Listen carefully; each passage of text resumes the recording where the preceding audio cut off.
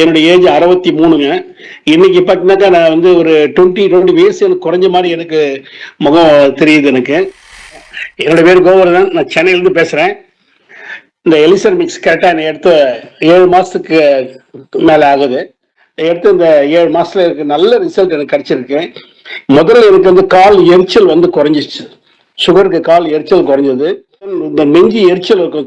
தொண்டை அது இது சாப்பிட்டா கொஞ்சம் காரம் சாப்பிட்டாலும் எனக்கு செட் ஆகாது.